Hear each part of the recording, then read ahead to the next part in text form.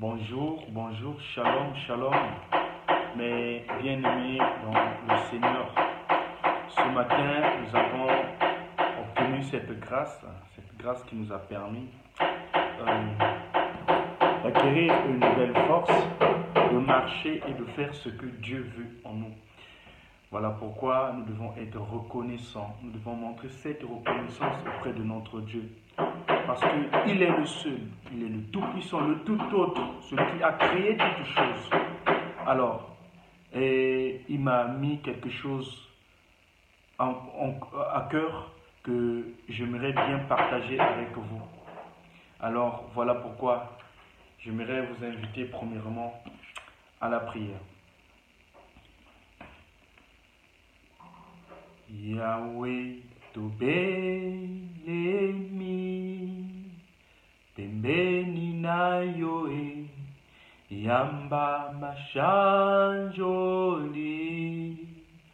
tobonjeli yoe bomoi topesa na yoe mitema posa na yoe Yahweh kuma ma.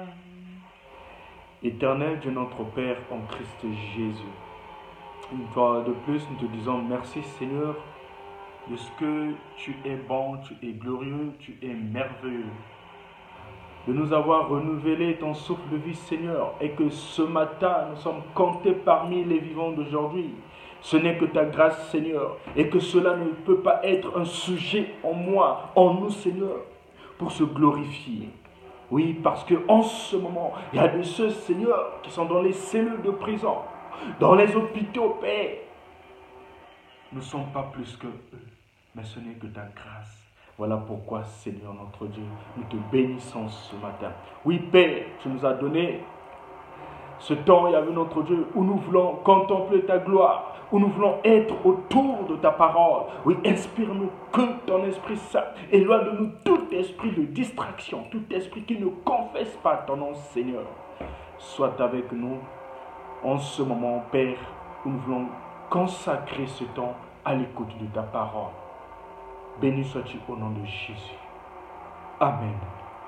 Mais bien-aimés dans le Seigneur, ce que le Seigneur m'a mis à cœur pour faire ce partage, c'est juste un texte biblique et un thème que peut-être tu as déjà écouté par rapport à la prédication, qu'un thème que peut-être tu as déjà médité, qu'un thème que peut-être tu connais, tu as déjà une maîtrise. Mais j'aimerais encore partager ce même thème en méditant ensemble avec toi. Et c'est un thème qui est intitulé comme suite « Croître dans la connaissance de notre Seigneur Jésus-Christ ». Croître dans la connaissance de notre Seigneur Jésus-Christ. Mais bien aimés dans le Seigneur, j'aimerais une fois de plus vous inviter à prendre ta Bible et que nous irons lire un texte qui se lit avec le même thème. Le thème, c'est le texte de l'épître de Paul aux Philippiens au chapitre 3, les versets 4 à 11. Je vais faire la lecture au nom du Seigneur. Moi aussi, cependant, j'aurais sujet de mettre ma confiance en la chair. Si quelques autres croient pouvoir se confier en la chair, je le puis bien davantage. Moi circoncis, le 8e jour de la race d'Israël, de la tribu de Benjamin, hébreu né d'hébreu, quant à la loi pharisien, quant aux zèles, persécuteurs de l'Église, irréprochables à l'égard de la justice de la loi. Mais ces choses qui étaient pour moi un gain, je les ai regardées comme une perte à cause de Christ. Et même, je regarde toutes choses comme une perte à cause de l'excellence de la connaissance de Jésus-Christ, mon Seigneur, pour lequel j'ai renoncé à tout et je les regarde comme de la boue afin de gagner Christ et d'être trouvé en lui, non avec ma justice, celle qui vient de la loi, mais avec celle qui s'obtient par la foi en Christ. La justice qui vient de Dieu par la foi. Afin de connaître Christ et la puissance de sa résurrection et la communion de ses souffrances, en devenant conforme à lui dans sa mort pour parvenir, si je puis, à la résurrection d'entre les morts. Amen. Bien-aimés dans le Seigneur, la parole que nous venons de faire lecture, c'est l'une des lettres que nous connaissons très bien que Paul a envoyée à l'église de Philippe, cette église que lui-même a implantée. C'est un texte tiré du livre du Nouveau Testament.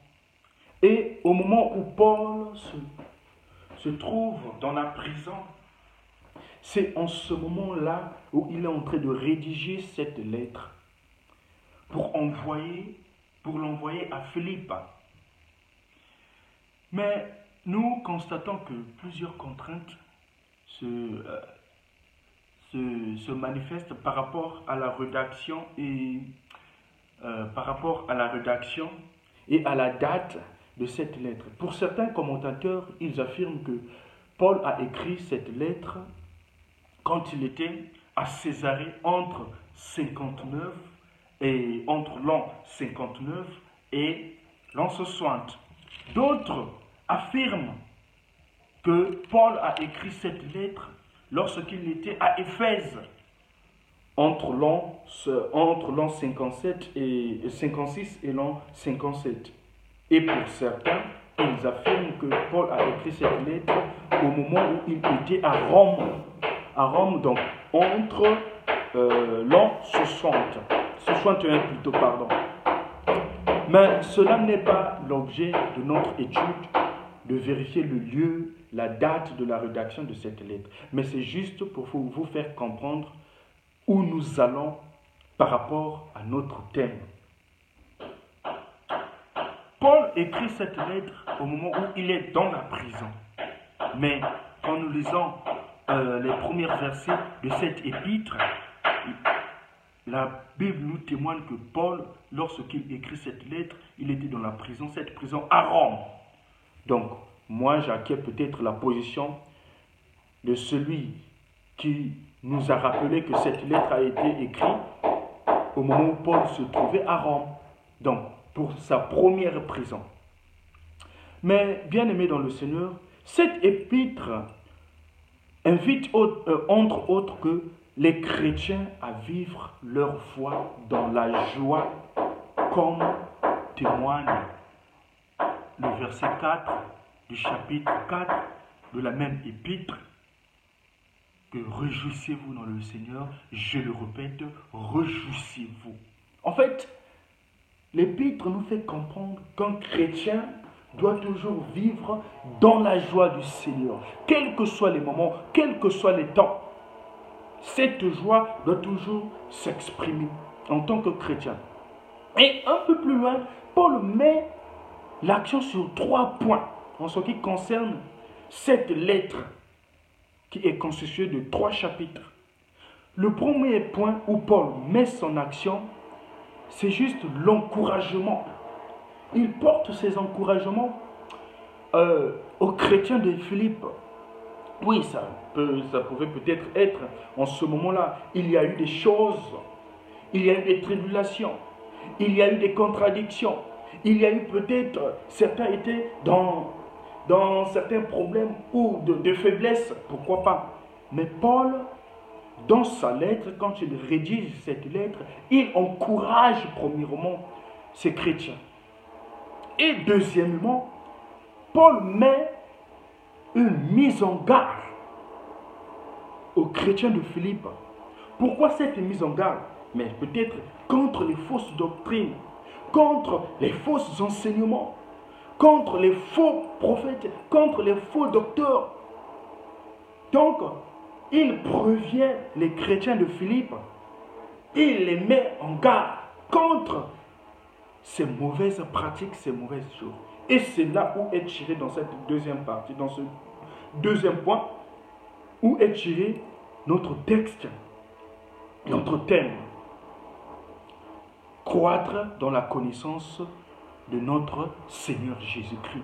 Et enfin, le troisième point où Paul met l'accent sur une recommandation et il remercie, un remerciement. Mais cela aussi n'est pas l'objet de notre étude, mais c'est juste donner la structure de notre texte que nous venons de faire lecture. Par rapport au chapitre 3, qui se lie avec notre thème, nous comprenons que l'apôtre Paul met en garde contre ceux qui ne portent, ceux qui ne comptent que sur eux-mêmes par l'application de prescriptions religieuses pour se glorifier. Paul témoigne que ce fut aussi son cas, mais sa rencontre avec Jésus-Christ lui a montré que seule la foi en Christ sauve. Nous connaissons bel et bien la vie de Paul, ce que Paul a rencontré.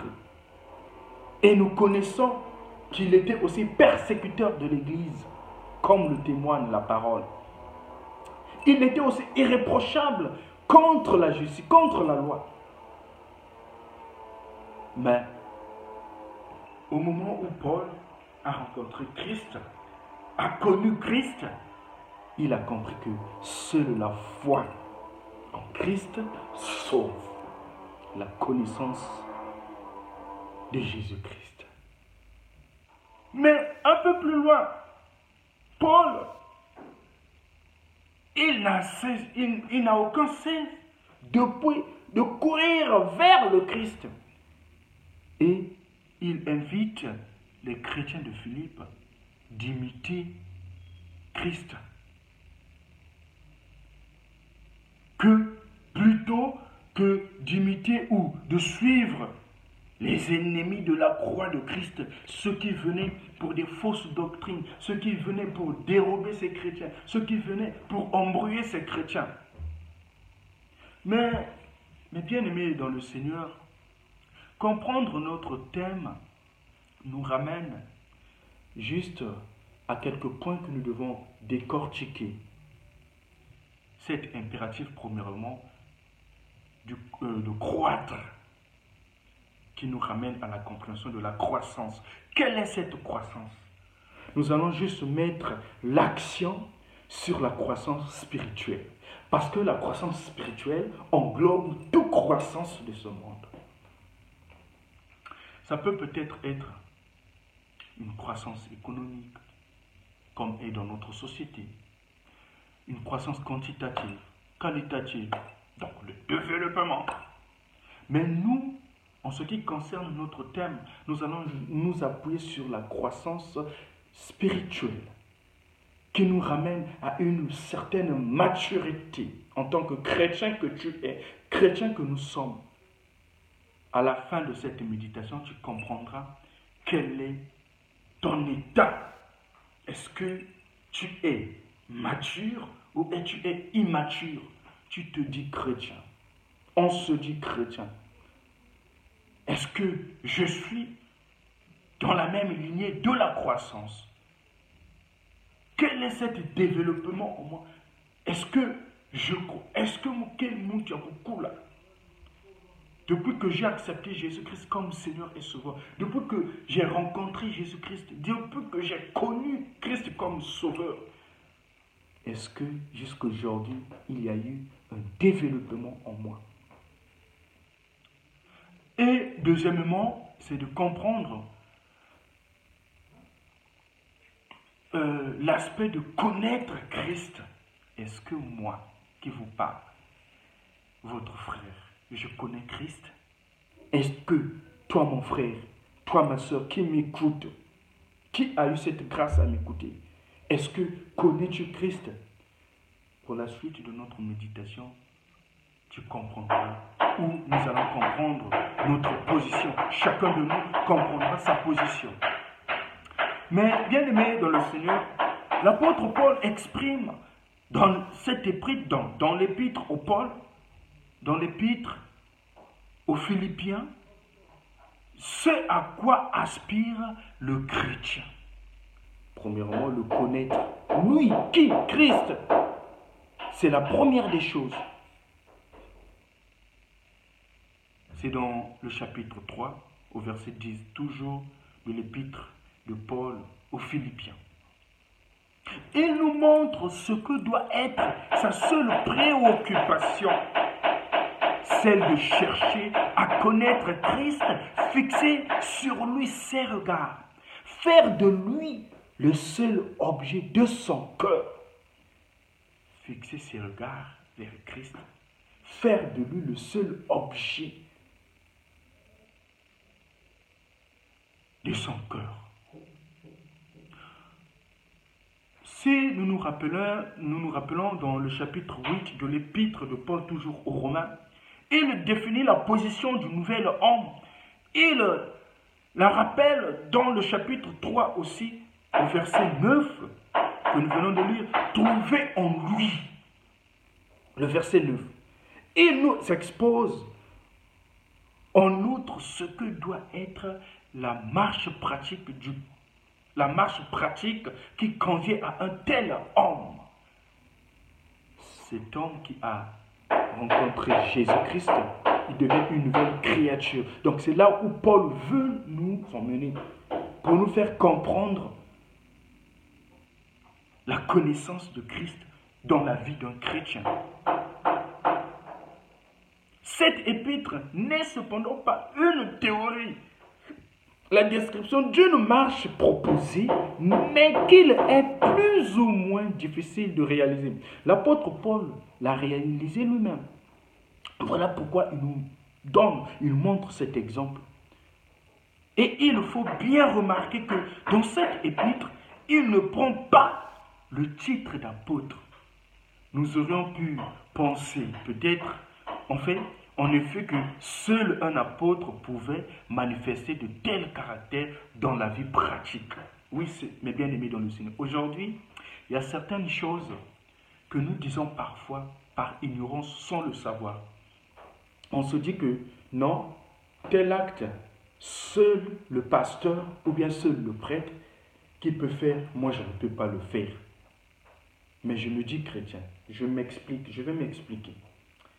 Non, moi là je ne peux pas être là, seul le pasteur qui peut être là ou le prêtre qui peut être là. Parfois, on se trompe. Bien aimé, que tu sois pasteur ou non pasteur, que tu sois prêtre ou non prêtre, tous, premièrement, au moment où nous avons accepté Jésus-Christ comme Seigneur et Sauveur, le jour où tu l'as accepté, tu es devenu croyant, tu crois en Christ, tu es devenu esclave. Tous nous sommes des esclaves. Donc aujourd'hui, en tant que chrétien que tu es, partout où tu iras, par exemple, tu as cette opportunité d'évangéliser, d'annoncer la parole de Dieu. Oui, le pasteur, le prêtre aujourd'hui, c'est une grâce qu'il a reçue, c'est un don. Voilà pourquoi il exerce ce don. Mais toi, en tant que chrétien aussi, tu as cette grâce parce que tu es esclave de Christ. Ne te minimise pas, bien-aimé dans le Seigneur. Si tu connais réellement le Christ, tu as cette audace d'évangéliser, de prêcher sa parole, de parler de lui partout où tu iras. Oh, oui, moi je ne suis pas pasteur, moi je ne suis pas prêtre, ou bien je ne suis pas archibishop, je ne suis pas apôtre. Voilà donc, cela m'est permis à le faire. Mais tu te dis chrétien, tu oublies que tu es esclave. Tous, nous sommes au même diapason quand nous acceptons Jésus-Christ comme Seigneur et Sauveur. Et après, certaines choses viendront après, ce qui montrera la différence. Mais tous, nous sommes des esclaves. Donc c'est ce que Paul voulait faire comprendre aux chrétiens de Philippe. Mais non, c'est un croyant, un esclave de Jésus, oui, qui est devant nous comme exemple de vie d'un chrétien. Nous présentons les marches d'un homme céleste à travers ce monde. Il nous dit quelle est sa position. Donc, Paul nous dit quelle est sa position en Christ. La première, que Christ est son objet. La position de Paul, que Christ est son objet. Connaître Christ. Christ est son objet. Ça, c'est Paul, sa première position. Donc, connaître Christ, son espérance. Donc, Christ est son objet. Donc, connaître Christ, son espérance. Être rendu semblable à Christ. Notre position est parfaite en vertu de l'amour de la croix. Notre espérance aura sa pleine réalisation. Nous lui serons semblables car nous le verrons tel qu'il est. Mais quel est notre seul objet? C'est de connaître Christ. Ta réponse te revient. Mais bien aimés dans le Seigneur, deuxièmement, là nous venons de comprendre, connaître Christ.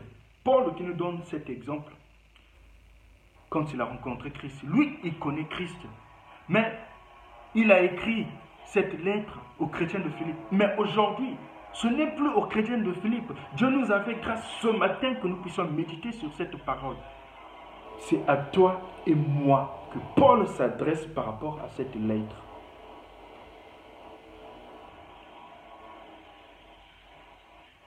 Quel est notre seul objet? Je me dis chrétien, quel est mon seul objet? Est-ce que c'est le même objet de celui de Paul qui a compris réellement Christ dans sa vie? Ou bien j'ai un autre objet dans ma vie?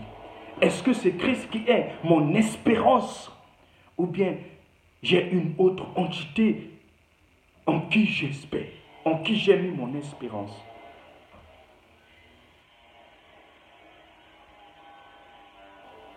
Deuxièmement, croître dans la connaissance de Christ. Qu'est-ce que ça nous fait comprendre? Ça nous ramène à quoi? Croître dans la connaissance de Christ, de Seigneur, de notre Seigneur. Tout simplement, la première des choses, pour cette personne-là arrive à un stade de découvrir le Sauveur. Je dis bien, croître dans la connaissance de Christ, ça nous ramène premièrement à découvrir qui est le Sauveur, qui est mon Sauveur, qui me sauve. Bien-aimé dans le Seigneur, dans la Bible, il y a un disciple, il y a un homme qui a connu le Seigneur Jésus-Christ comme Sauveur. Et nous allons prendre cet exemple. Quand nous irons dans l'évangile de de Luc, au chapitre 5, les versets 1 à 11, nous allons comprendre comment l'apôtre Pierre, donc le disciple Pierre, a connu Christ comme Sauveur. En ce moment où Christ prêchait sa parole, la foule a vu Jésus-Christ et la foule s'est rapprochée de Christ pour écouter sa parole. Alors, à côté, il y avait deux barques, des pêcheurs. Donc, l'autre barque où se trouvait Pierre, le pêcheur, et l'autre barque, il y avait d'autres pêcheurs. Et Pierre a appris à connaître Christ comme Sauveur. Tandis qu'il était occupé à laver ses filets sur les rives de lac de Génézareth. Donc, ils ont passé toute une nuit de pêche, mais ils n'avaient rien vu. Et ce matin, Pierre, il était là en train de laver ses filets. Alors, il voit Jésus-Christ venir auprès de lui et Jésus-Christ lui demande de lui céder la place afin de prêcher la foule qui était devant lui. Il a commencé à prêcher. À la fin, il dit chez Pierre de lancer encore le filet dans l'eau. Pierre dit, mais Maître, nous avons travaillé toute la nuit et nous n'avons rien vu. Mais par ta parole, je jetterai le filet. Jésus-Christ va se révéler à Simon en même temps qu'il l'amènera à se connaître lui-même premièrement. Cette double connaissance est exprimée dans les paroles prononcées au génie de Jésus. Seigneur, retire-toi de moi, car je suis un pécheur. Seigneur, retire-toi de moi, car je suis un pécheur. Pierre reconnaît Christ, et il reconnaît lui-même par rapport à son état, un pécheur qu'il était. Voilà la connaissance. Ici, il y a une double connaissance. Se reconnaître d'abord soi-même et connaître celui qui est devant toi, le Sauveur. Mais le Seigneur ne se retirera pas. Bien qu'au contraire, il a une parole qui remplira la paix, le cœur de Simon, et apaisera sa conscience angoissée. Jésus-Christ dit, ne crains pas. Quelle connaissance que celle de la personne du Sauveur par une âme qui a été emmenée au sentiment de son état de péché. Elle nous conduit à tout quitter pour lui suivre. Et après, nous comprendrons que Jésus a dit chez Pierre, suis-moi. Et Pierre a laissé tout ce qu'il avait et il suivit Jésus.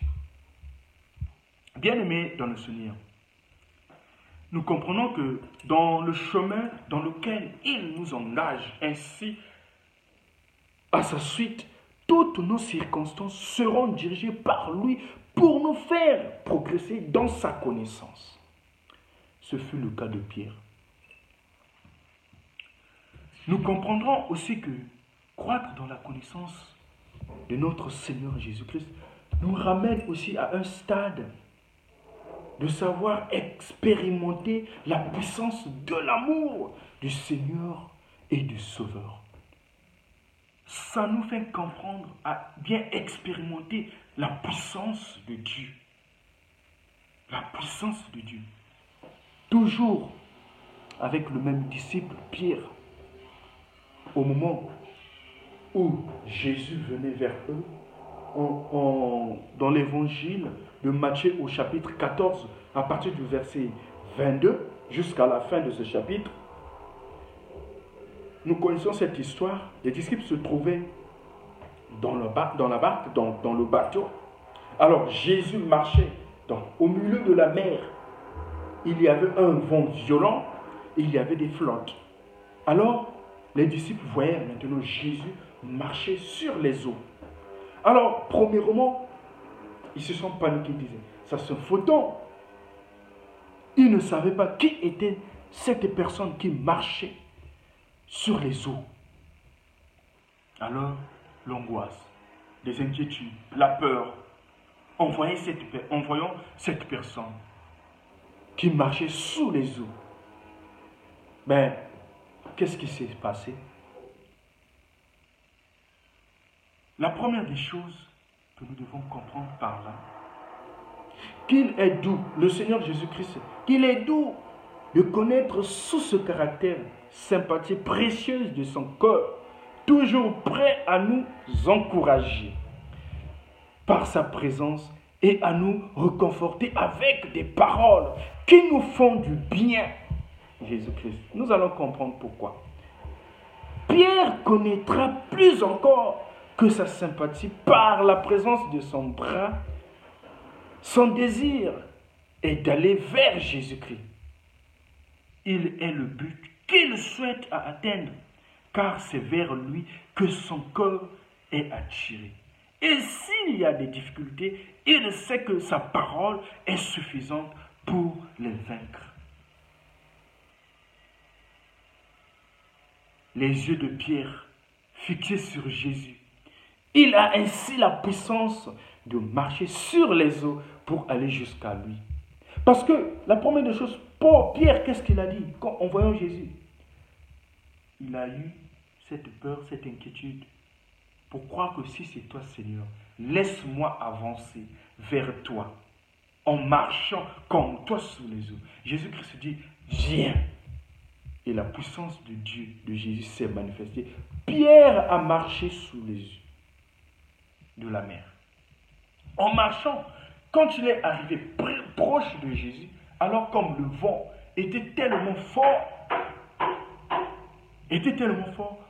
Pierre a eu peur. Et quand il a mis la peur en lui, il commençait maintenant à s'enfoncer dans les eaux de la mer. Et qu'est-ce qu'il dit? Seigneur, sauve-moi. Il a connu que Christ, celui qui était devant lui, c'est le Sauveur. Voilà, Seigneur, sauve-moi. Alors Jésus tend sa main pour sauver son disciple.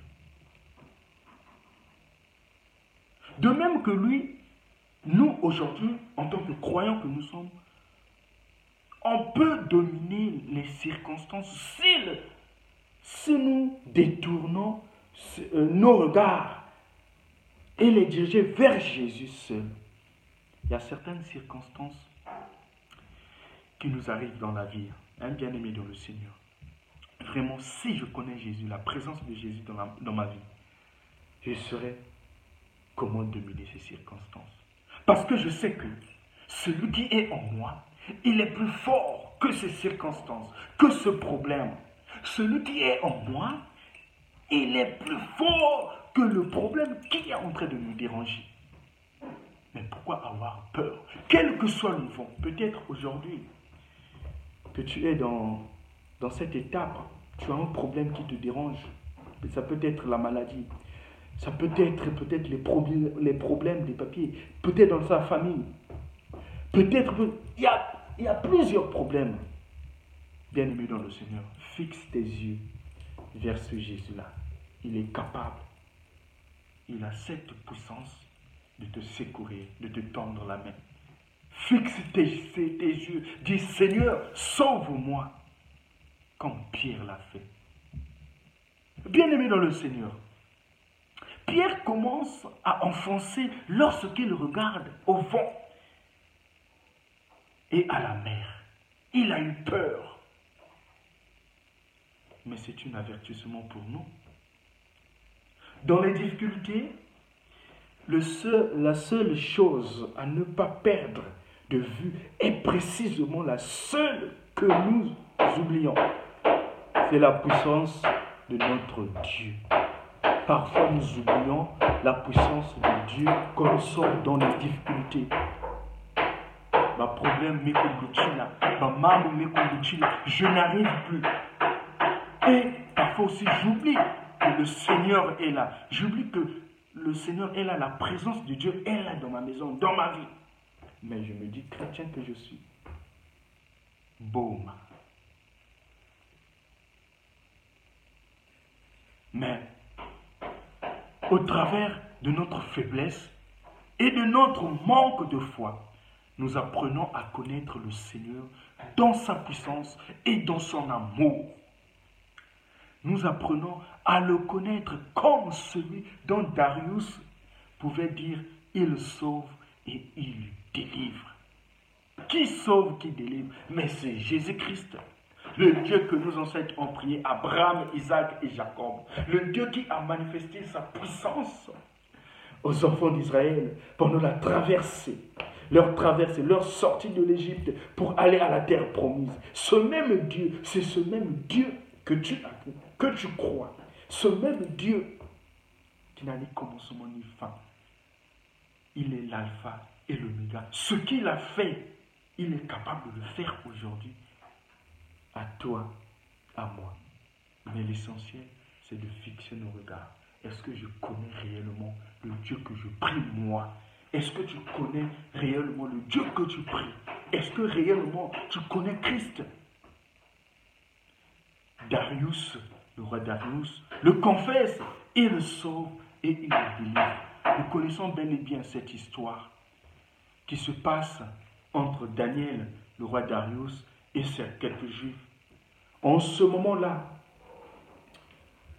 le roi Darius désigne quelques conseillers, quelques chefs pour travailler ensemble. Il leur donne quelques tâches pour assurer peut-être la sécurité dans ces royaumes. Et Daniel aussi faisait partie. Mais Daniel n'était pas chef. Mais il était juste parmi les conseillers, parmi ceux qui ont été choisis par le roi pour assurer quelques tâches. Mais comme Daniel, il était un homme rempli du Saint-Esprit qui connaissait Dieu, alors, et il était un peu avancé par rapport aux autres, même par rapport au chef. Le roi a constaté cela et il a eu cette pensée d'établir Daniel comme étant le chef de tous les royaumes. Voilà la pensée du roi. Mais les chefs de Daniel, les autres conseillers, les autres satrapins qui travaillaient avec Daniel, alors ils ont cherché des accusations contre Daniel. Ils ont cherché à faire couler la vie de Daniel. Ils ont cherché à accuser Daniel, à mettre des choses en Daniel, à placer les pots de banane dans la vie de Daniel, parce qu'il était excellent. Alors, en cherchant tout cela, et rien ne se faisait voir dans la vie de Daniel comme étant un défaut, une défaillance. Alors, il n'arrivait pas. Il commençait maintenant à chercher quel est le moyen que nous allons utiliser pour chuter Daniel. Alors, ils vont chercher ce que Daniel faisait. Comme ils savaient que Daniel priait, alors ils vont aller proposer au roi Darius, pendant ces 30 jours, nous voulons que personne ne puisse prier. Parce qu'ils savaient que Daniel priait.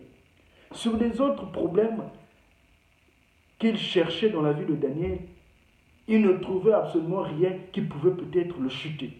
Mais ils savaient que comme Daniel priait tous les jours, du matin, midi, soir, alors ils vont aller proposer cette proposition au roi d'interdire, de mettre une interdiction à toute personne levera la prière à une entité, à un Dieu, à une statue. Cette personne-là sera punie et cette personne-là sera jetée dans la fosse au lion. Bien-aimé, j'aimerais te faire comprendre que le diable, quand il cherche, l'ennemi, quand il cherche à te déstabiliser, il n'ira pas loin. Parce qu'il connaît là où tu as mis ta confiance. Il connaît là où tu t'es basé. Et c'est là où l'ennemi vient pour te secouer, vient pour te bouger. Et c'est ce qui s'est passé avec Daniel. Le roi signe ce décret. Il dit, ok, donc il faut surveiller tout cela. Que personne, pendant ces 30 jours-là, que personne ne priera. Mais Daniel, quand il a reçu cette information, bien aimé dans le Seigneur, qu'est-ce qu'il a fait? Il s'est dit, moi je connais mon Dieu, je connais mon Dieu, je connais le Dieu que je prie, je connais mon Sauveur, je connais ce Dieu-là. Il est en moi et il est plus que vainqueur, il est plus fort par rapport à ce décret que le roi vient d'établir. Mais moi je vais prier. À qui aurais-je peur? À qui aurais-je peur? Et Daniel a prié, il a continué, il a persisté dans la prière. Il priait à matinée, il priait à midi, il priait le soir.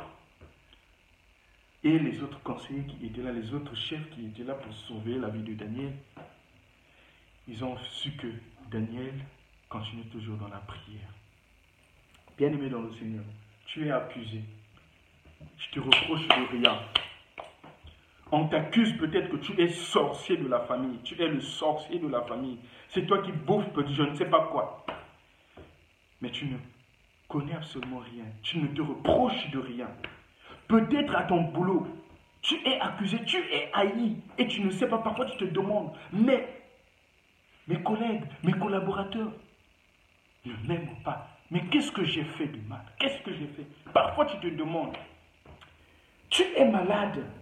Ta maladie là, parfois tu pars à l'hôpital, des examens sur examens. Jusqu'aujourd'hui, tu ne connais pas ce qui te dérange.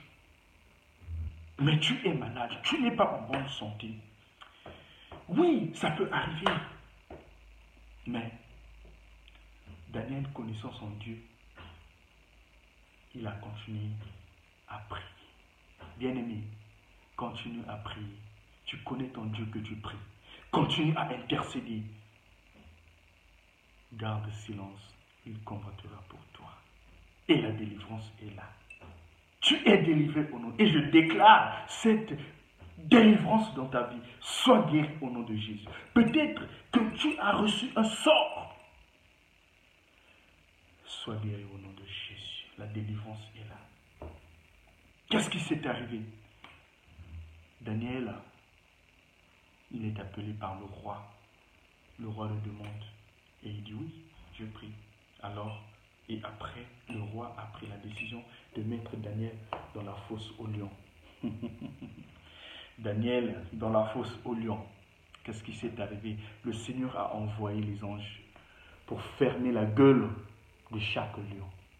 Et Daniel, il était là. Parce qu'il savait qu'il a son Dieu. Ce Dieu-là va le délivrer. Il était calme, il ne se paniquait pas. Bien-aimé, pourquoi tu te paniques? Pourquoi tu te paniques par rapport à ton problème? Pourquoi tu te paniques par rapport à cette fosse? On t'a mis dans cette fosse. Mais pourquoi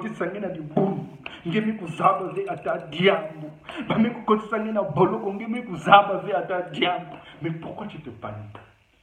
Regarde ce Dieu-là. Fixe tes yeux. Aie confiance. L'espérance en ce Dieu-là. Voilà, la délivrance arrive. Le Seigneur a envoyé l'ange pour aller fermer la gueule de chaque lion. Et Daniel, il était là, tranquille, comme chez lui. Le roi Darius, inquiet qu'il était, il viendra pour vérifier si Daniel était encore vivant. Il vient, il appelle Daniel avec un état de tristesse. Daniel dit, mais oui, roi, je suis encore là. Le Dieu que je prie, le Dieu que je confesse, ce Dieu-là a fermé la gueule de chaque lion et rien n'est arrivé. Je suis encore là. Nabanguya nyoso awanase e nguyele kiyesu jalite. Nabanguya nyoso awanase e nguyele kiyesu jalite. Kombo kombo kombo kitoko chikana yembela ye naba kombo nyonso awanase e kombo eleki yesu jalite. Kombo eleki yesu jalite. Aucun nom qui dépasse le nom de Jésus. Voilà la délivrance. Et le roi donne la décision de faire sortir Daniel dans la fosse aux lions. Et c'est là où il a témoigné que ce Dieu-là, le Dieu qui délivre, le Dieu qui sauve. Et il va donner un autre décret pour dire que dorénavant, tous ceux qui ont été contre Daniel, tous ceux qui ont mis la peau de banane contre Daniel seront mis, ils vont aller remplacer Daniel dans cette fosse. Et Daniel et le roi donnera encore cette décision que tout le royaume priera le Dieu de Daniel. Une prophétie pour toi, mes bien-aimés dans le Seigneur. Bangunani nayo, tes ennemis, tous ceux qui te mettent la banane, tous ceux qui se lèvent contre toi, tu es innocent, tu ne connais rien, tu ne te reproches de rien. La délivrance est là. Tout ce qu'ils font contre toi vont se retourner contre eux-mêmes. Amen. Que le Seigneur te bénisse, bien-aimé dans le Seigneur. Ne te panique pas. Et le Dieu que tu pries, qui a créé toutes choses, Jésus-Christ, tes ennemis reconnaîtront que oui, c'est un Dieu vivant. Bien-aimé dans le Seigneur, croître dans la connaissance de notre Seigneur. Regardons-nous aux circonstances alors que nous sommes si près d'atteindre le but. Quoi qu'il en soit, si notre faiblesse est grande, si notre foi est petite, si nous sommes souvent en danger de commencer à enfoncer le Seigneur reste le même. Le Seigneur reste le même, bien-aimé dans le Seigneur. Se fait connaître à nous comme Sauveur, toujours fidèle, prêt à nous secourir et à nous tirer hors des eaux. Le Seigneur te tire hors de tes eaux. Ne crains pas, ne crains pas. Si tu connais que Jésus-Christ est ton Sauveur. Mais bien-aimé dans le Seigneur, croître dans la connaissance de notre Seigneur Jésus-Christ nous fait comprendre que nous sommes fils de Dieu. Tu liras dans l'évangile de Matthieu au chapitre 16, le verset 13. Deuxièmement aussi, croître dans la connaissance de notre Seigneur Jésus-Christ nous fait comprendre la communion, cette communion qui existe entre moi et le Père au sujet du Fils. Je serai toujours en communion, en relation étroite avec mon Seigneur. Matthieu 17, les versets 1 à 8, tu comprendras tout cela. Et quatrièmement, notre croissance dans la connaissance du Seigneur au travers des circonstances. Nous venons de relater certaines circonstances. Mais là, c'est juste pour appuyer cette croissance dans la connaissance du Seigneur au travers des circonstances. Nous traversons les uns les autres des circonstances diverses. Les circonstances générales sont les mêmes partout. Ce sont aujourd'hui des jours d'épreuve. Puis il y a celles qui sont particulières à chacun. Parfois, on se demande pourquoi Dieu les permet et les dirige ainsi. Certainement parce qu'il veut les faire concourir à notre bien, en nous apprenant telle ou telle leçon dont nous avons besoin. Sans nul doute aussi parce qu'à travers de tout, il veut nous faire des progrès dans la connaissance de celui dont il nous a fait don. Notre croissance, dans la connaissance du Seigneur au travers des Écritures. Il y a une double connaissance de Christ avec les Écritures. Tout d'abord, celle que nous donnent les Écritures. À l'exemple de c'est celle dans laquelle Marie était heureuse, assise aux pieds de Jésus. Elle écoutait sa parole. Rappelons-nous bien, quand Jésus prêchait, quand Jésus parlait devant la foule, sa mère Marie, elle était toujours aux pieds, auprès de son fils, pour écouter sa parole. Elle était toujours à l'écoute de sa parole.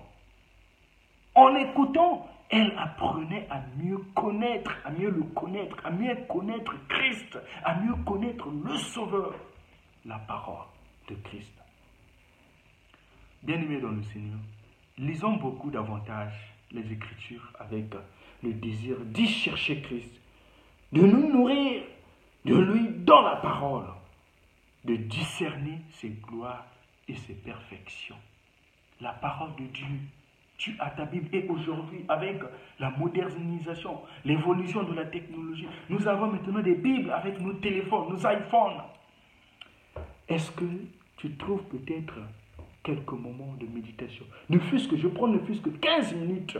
Est-ce que dans la journée, tu prends ne fût-ce que 15 minutes pour pousser ta réflexion sur la parole de Dieu?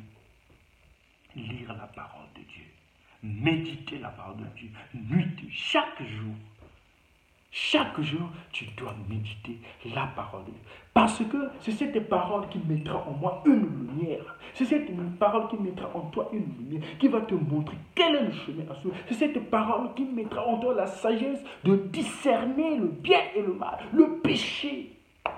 C'est cette parole à chaque fois qui va te parler, qui te dira que non, ce que tu fais là, c'est pas bien. C'est cette même parole qui va te fortifier. C'est cette même parole qui te donnera le courage d'y avancer, de te lever, de marcher avec le Christ. Pourquoi tu ne médites pas? Pourquoi tu ne lis pas cette parole? Pourquoi tu ne lis pas les Écritures? Ne sois pas naïf, bien-aimé dans le Seigneur. La réponse pour ton problème, la réponse à tes difficultés, c'est dans ce livre-là. C'est dans ce livre-là. Dans ce livre-là, qui est la parole de Dieu. Toute réponse, ne cherche pas, je ne sais pas aller où. La réponse est dans la Bible.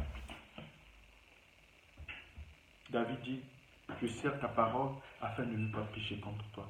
Ta parole est une lampe à mes pieds et une lumière sur mon sentier. Kinzi Yamamboyanzambi. La parole de Dieu est dans ta vie. Est-ce que médites-tu cette parole? La lire tous les jours. Oui, cela ne suffit pas aussi. Quand je la médite, quand je lis cette parole, je dois pratiquer cette même parole. Ce que Christ me dit au travers de ses Écritures, je dois maintenant pratiquer les mêmes paroles. Aujourd'hui, nous voyons certaines personnes, quand tu vas te parler, tu diras des versets bibliques, c'est comme de l'eau qui coule. C'est comme de l'eau qui coule. Maza, qui n'a basika na pompe. Mais, dans la pratique, il n'y a rien. Comme des simples panneaux que nous voyons dans les ronds-points. Des simples panneaux que nous voyons dans les ronds-points. Comme je prenais par exemple aussi la lampe luciole. La lampe luciole. On met juste le pétrole. Il éclaire la maison. Il éclaire la maison, mais cette lampe-là garde la même forme. Il n'y a aucune croissance. Cette lampe-là garde la même forme. Pas de développement. Mais au moins il éclaire. Certains chrétiens aussi aujourd'hui sont devenus comme les lampes lucioles. Comme les lampes lucioles. En regardant, tu éclaires, mais tu gardes toujours la même forme. Depuis que tu as accepté Christ comme Seigneur et Sauveur, tu es la même personne. Certaines personnes disent, peut-être tous ceux qui sont autour de toi, mais lui, il s'est converti. Lui, il croit. À chaque fois, il est à l'église. À chaque fois, il prêche. Mais il est la même personne. Il y a problème. Bien-aimé, le Seigneur te dit, maintenant que tu dois changer, change ta position. Change ta position. Grandis. Cherche cette croissance dans la pratique de la parole de Dieu. Ne sois plus la même personne. Car Paul nous dit, si quelqu'un est en Christ, il est une nouvelle créature. Les choses anciennes sont passées. Voici, toutes choses sont devenues nouvelles. Et en toi, quelles sont les choses nouvelles dans ta vie depuis que tu as accepté Jésus-Christ comme Seigneur et Sauveur? Non, que le Seigneur t'aide à connaître davantage sa personnalité dans ta vie. Nous devons lire la parole de Dieu, la méditer chaque jour et être dans la pratique de sa parole. Voilà la pratique de sa parole. Et c'est là, nous comprendrons que comme résultat de croire de cette croissance, croître dans la connaissance de Jésus-Christ, le résultat c'est quoi? C'est Paul qui le dit. Si je vis, ce n'est plus moi qui vis, mais c'est Christ qui vit en moi. Quand tu comprendras, tu connaîtras que Jésus-Christ est ton Seigneur, est ton Sauveur, pardon. Tu comprendras que ce n'est plus toi qui vis, mais c'est Christ qui vivra en toi. Tout ce que tu feras, c'est le Christ en toi. Tu seras porteur de toutes choses. Bien-aimé dans le Seigneur, comprendre Christ, connaître Christ, c'est une bonne chose. Comme Paul est en train de le dire dans cette épître, dans cette lettre que nous venons de faire lecture, en donnant son témoignage, qu'il y a certaines choses qu'il faisait, il se disait que pour lui, c'était un gain. Mais le jour où il a reconnu Christ, où il a accepté Christ, où il a rencontré Christ, il a compris que seule la foi en Christ qui sauve. Bien-aimé, peut-être que tu es encore dans ces petites choses-là. Peut-être que tu n'as pas encore rien compris. Je vais prier pour toi que le Seigneur puisse se faire voir dans ta vie. Rencontre Christ. Continue à chercher sa face. Continue à chercher à le connaître davantage. Afin que ce jour-là, qu'il puisse te dire, bon serviteur, voilà la place qui t'est réservée. Mais ça sera vraiment quelque chose de mauvais, quelque chose de pas bon. Quand le Christ te dira que mauvais serviteur, tu n'as pas pu faire ce que je t'ai demandé.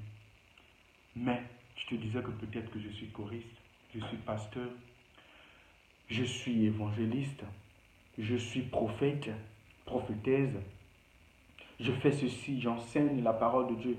Et ce jour-là, qu'il puisse te dire que mauvais serviteur. Bien-aimé, sois dans la pratique de la parole de Dieu.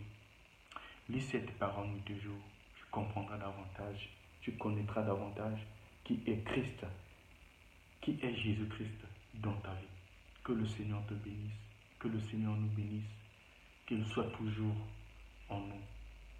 Que cette parole puisse avoir une place dans ta vie. Alors, je dirai Amen après la prière. Je vais intercéder. Je vais prier.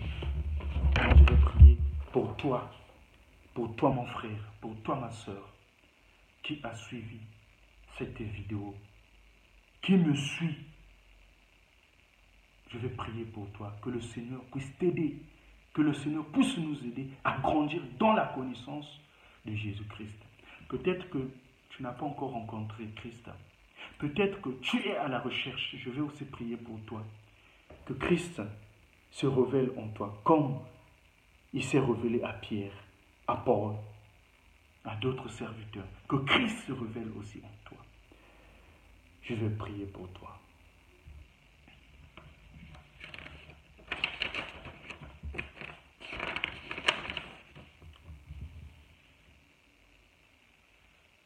Mais oui, le Seigneur est bon. Mais oui, le Seigneur est bon. Il a fait pour nous des merveilles. Mais oui, le Seigneur est bon. Mais oui, le Seigneur est bon. Je veux venir chanter son amour. Seigneur notre Dieu, tu es le Tout-Puissant. Tu es le Tout-Puissant, lumière du monde. Seigneur, tu as permis que nous puissions être en ce moment à table afin de manger avec toi. Tu nous as donné ta parole. Oui, Père, nous ne voulons pas quitter ce moment si vraiment tu n'ouvres pas tes écluses du ciel. Si vraiment, Seigneur, que tu ne touches pas ce frère, que tu ne touches pas cette soeur, Père, pour ton témoignage. Oui, Seigneur, tu connais la vie de ce frère. Tu connais la vie de cette soeur. Tu connais la vie de cette maman. Yahvé notre Dieu, manifeste ta présence. Oui, certainement, il y a des questions qui se posent. Il se pose certaines questions. Dans sa vie, qu'est-ce qui ne va pas? Mais elle est où il est toujours à ta recherche. Montre-toi. Montre-toi, Seigneur. Montre-toi, Seigneur, afin que l'honneur, la gloire te revienne. Oui, Éternel notre Dieu, nous prions pour la continuité de cette journée. Que ce soit une journée de bénédiction, une journée de gloire, une journée de merveille. Au nom de Jésus. Amen. Que Dieu te bénisse, mon frère. Que Dieu te bénisse, ma sœur. Persistons toujours dans la prière. Au nom de Jésus. Votre frère, Christ Willer. Amen.